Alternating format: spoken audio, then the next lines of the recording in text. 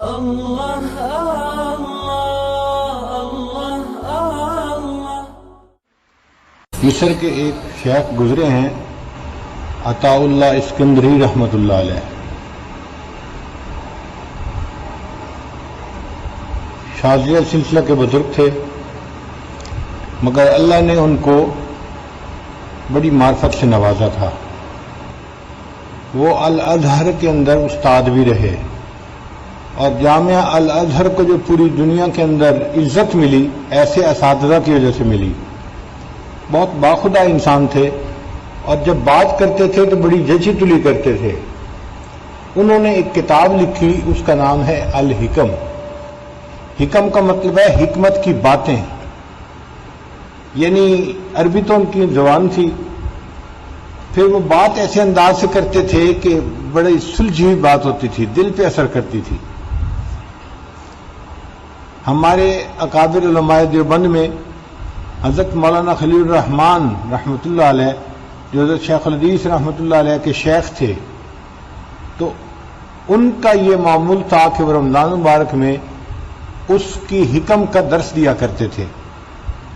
آج سے تقریباً کوئی 2-3 سال پہلے ہم نے بھی اعتکاف میں اس کتاب کی حکم کا درس دینا شروع کیا، اور اس دفعہ پھر اس آج کی مجلس میں دل یہی چاہتا ہے کہ ان کی حکم میں سے کچھ حکمت بھری باتیں آپ کے سامنے بتائی جائیں۔ وہ اللہ کے بڑے مقبول بزرگ تھے۔ مجھے مصر میں ان کی قبر پہ فاتحہ کے لیے جانے کا موقع ملا، تو میں بڑا حیران ہوا کہ جہاں ان کی قبر تھی اس کے دروازے کے بالکل قریب ایک محدث تھے، ابن حمام رحمۃ اللہ علیہ، کمال ابن حمام، ان کی قبر تھی۔ تو مجھے بڑی حیرت ہوئی کہ میں نے کتابوں میں ان کا نام تو پڑھا ہوا تھا کہ یہ اتنے بڑے محدث گزرے ہیں، اور ان کی قبر بالکل ان کے دروازے کے ساتھ بنی ہوئی ہے۔ پھر بعد میں نے کتابوں میں حالات پڑھے تو بتایا کہ ایک مرتبہ ابن حمام رحمۃ اللہ علیہ ان کی مزار پہ فاتحہ کے لیے گئے، اور جاتے ہوئے راستے میں وہ قرآن مجید کی تلاوت کر رہے تھے۔ تلاوت کرتے کرتے جب وہ بالکل قبر کے پاس پہنچے تو انہوں نے قرآن مجید کی آیت پڑھی، فَمِنْهُمْ شَقِيٌّ وَسَعِيدٌ، یہ قرآن مجید کی آیت ہے۔ تو انہوں نے اس وقت قرآن مجید کی یہ آیت پڑھی، تو جیسے ہی پڑھی تو علامہ فرماتے ہیں کہ مجھے ان کی قبر سے آواز آئی، لیس منا شقی، کہ ہمارے اندر شقی کوئی نہیں ہے، بدبخت نہیں ہے، جو ہمارے ساتھ جڑا ہے وہ سعید ہے۔ اس آواز کو سننے کے بعد علامہ ابن حمام نے وصیت فرمائی کہ جب میں مروں تو مجھے ان کی قبر کے دروازے کے قریب دفن کیا جائے۔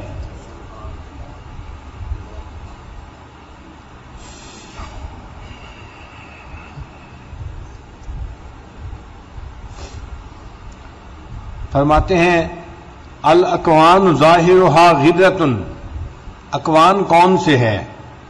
موجودات یعنی دنیا کی چیزیں، جو دنیا کی چیزیں ہیں ان کا ظاہر زیب و زینت یہ فریب اور دھوکہ ہے، وباطنها عبرۃ، اور اس کا باطن عبرت انگیز ہے۔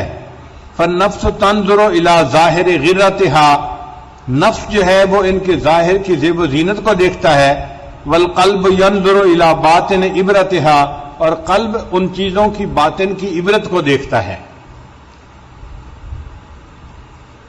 ہمارے ارد گرد دنیا کی جو بھی کوئی چیز ہے یہ فریب اور دھوکے کی مانند ہے۔ فریب اور دھوکہ اس کو کیوں کہا جاتا ہے؟ اس لیے کہ یہ انسان کو اپنے اندر مشغول کر لیتی ہے، اور انسان اپنے اصلی مقصد کو بھول جاتا ہے، آخرت کو بھول جاتا ہے۔ آپ دیکھیں کوئی مکان بنانے میں لگا ہوا ہے، کوئی دکان بنانے میں لگا ہوا ہے، کوئی فیکٹری بنانے میں لگا ہوا ہے، کوئی اپنی جنت سجانے میں لگا ہوا ہے، اور آخرت کی طرف سے دھوکہ، ان کا ذہن آخرت کی طرف نہیں جاتا، بس دنیا ہی میں کچھ بنانے کو لگا ہوا ہوتا ہے۔ اور جی میرا دل چاہتا ہے میں ایک فیکٹری بناؤں، میں ایک سٹور بناؤں، میں فلاں چیز بناؤں۔ تو دنیا کی چیزوں کے اندر اتنا مشغول ہو جانا کہ آخرت سے غافل ہو جانا یہ دھوکہ ہے۔ ہمارے ایک قریبی ساتھی تھے، ایک مرتبہ انہوں نے فلائٹ پہ جانا تھا، تو فلائٹ وہ اپنی مس کر گئے، تو میں نے انہیں فون پہ پوچھا کہ آپ کی فلائٹ مس کیوں ہوئی؟ کہنے لگا جی کہ وقت سے پہلے پہنچ گیا تھا ایئرپورٹ اندر. جب اندر گیا تو خیال آیا کہ میں نے ٹیلی فون بدلنا ہے تو کیوں نہ یہاں میں دکان سے کوئی سیل فون لے لوں. کہنے لگے میں وہاں پہ چلا گیا. اب دیکھا تو وہاں پر تو درجنوں کی تعداد میں، سینکڑوں کی تعداد میں سیل فون پڑے ہوئے تھے. میں نے ایک دیکھا، دوسرا دیکھا، تیسرا دیکھا. کہنے لگے جو بیچنے والا بندہ تھا وہ بھی بڑا عقل مند نظر آتا تھا. اس نے کہا کہ یہ تو کوئی سمجھدار بندہ نظر آتا ہے. اس نے کہا کہ میں آپ کو اس کے فنکشن بتاؤں. میں نے کہا ہاں بتاؤ. اب وہ ایک فون اٹھائے اور اس کے فنکشن بتائے اور میں غور سے اس کو دیکھ رہا ہوں. کہنے لگے کہ اس نے میرا پورا گھنٹہ لے لیا اور اس گھنٹے کے دوران میری فلائٹ جو جانی تھی وہ روانہ ہو گئی، مجھے وقت کا پتہ ہی نہیں چلا. جب اسے احساس ہوا اس کی فلائٹ روانہ ہو چکی تھی اور اپنی فلائٹ وہ مس کر چکا تھا.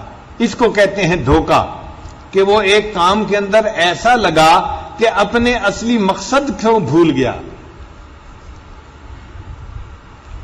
مجھے اپنے طالب علمی کے زمانے کی بات یاد آتی ہے. یونیورسٹی میں میرا ایک کلاس فیلو تھا حافظ صاحب. بہت ذہین انسان تھا مگر بڑا رٹو تھا. ایسا چیز کو رٹتا تھا کہ بالکل فوٹوگرافک میموری تھی اس کی.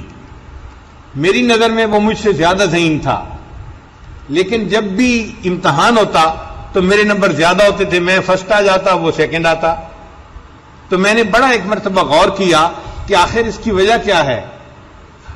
وجہ اس کی یہ تھی کہ اس کو یاد تو مجھ سے زیادہ سب کچھ ہوتا تھا، مگر جب پیپر حل کرنا ہوتا تھا تو اسے پیپر حل کرنے کا آئیڈیا نہیں تھا.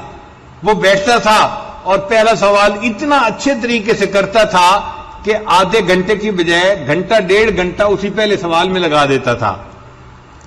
اب سوال ایسے ہوتے ہیں کہ ہر سوال کو آدھا گھنٹہ دیا جائے تو 2.5 گھنٹے، اور آخری آدھا گھنٹہ ان کو چیک کرنے کا کہ غلطی تو نہیں کہیں ہو گئی.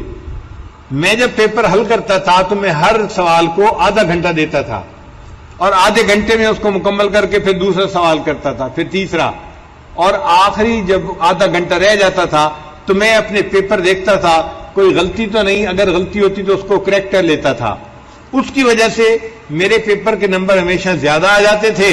اور وہ کبھی کبھی تو اپنا ایک کوسچن ہی چھوڑ بیٹھتا تھا اور ہمیشہ شکوہ ہوتا تھا اور یہ 3 گھنٹے تھوڑے ہوتے ہیں، پیپر کا ٹائم زیادہ ہونا چاہیے. اس کو یہ نہیں سمجھ تھی کہ بھئی پیپر کا ٹائم تو ٹھیک ہے لیکن وقت کا خیال رکھنا ہوتا ہے. جب بیٹھے اور انسان گھڑی دیکھے ہی نہ اور پتہ ہی نہ ہو کہ کتنا وقت باقی رہ گیا تو وہ کیا پیپر حل کرے گا. تو جس طرح پیپر حل کرنے کے دوران پیپر لکھنے والے طالب علم کو احساس ہوتا ہے کہ میرے اب کتنا وقت باقی رہ گیا، اسی طرح اس دنیا میں ہم امتحان گاہ میں ہیں. ہمیں ہر کام کرتے ہوئے یہ بات ذہن میں رکھنی چاہیے کہ ہماری زندگی کا ایک دن اور کم ہو گیا. پھر اگلے دن پھر یہی سوچ ہونی چاہیے آج میری زندگی کا ایک دن اور کم ہو گیا، آج ایک دن اور کم ہو گیا. اگر انسان بھول جائے گا تو یہ گویا دھوکے میں پڑ جائے گا. اور کئی بندے تو ایسے کاموں میں لگتے ہیں کہ انہیں بالکل موت یاد ہی نہیں آتی. ہم نے ایک واقعہ سنا تھا چھوٹے ہوتے ہوئے کہ ایک مسجد کے جو ہے دروازے کے ساتھ دکانیں بنی ہوئی تھیں. تو تبلیغ جماعت کے لوگ گشت کرنے کے لیے گئے تو دکاندار کو کہا کہ بھئی آؤ نماز پڑھ لیں. اور وہ مسجد کے دکان کا کرایہ دار ہے. کہنے لگا جی میرے پاس تو گاہک ہیں، فرصت ہی نہیں کہ میں اندر مسجد میں جا کے جماعت سے نماز پڑھوں. تو وہ لوگ واپس آ گئے. جب نماز پڑھ کے نکلے تو دیکھا کہ دکان سے اس بندے کا جنازہ نکل رہا تھا. وہ مسجد کی دکان کا دکاندار تھا مگر مسجد میں نماز نہیں پڑھتا تھا. یہ دھوکہ ہے کہ انسان اپنی دنیا میں لگ کے اپنی آخرت کو بھول جائے. یہ دنیا کا ظاہر اتنا زیب و زینت والا ہے، اتنا خوبصورت ہے. میری دکان، میرا مکان، میری بیوی، میرے بچے، میرا لباس، میرا گاڑی، میری فلاں، ہم میری میری کرتے رہتے ہیں اور جب موت آتی ہے تو پتہ چلتا ہے کہ میرا تو کچھ بھی نہیں تھا. لا الہ الا اللہ، لا الہ الا اللہ، لا الہ الا اللہ، لا الہ الا اللہ، لا الہ الا اللہ، لا الہ الا اللہ. إلا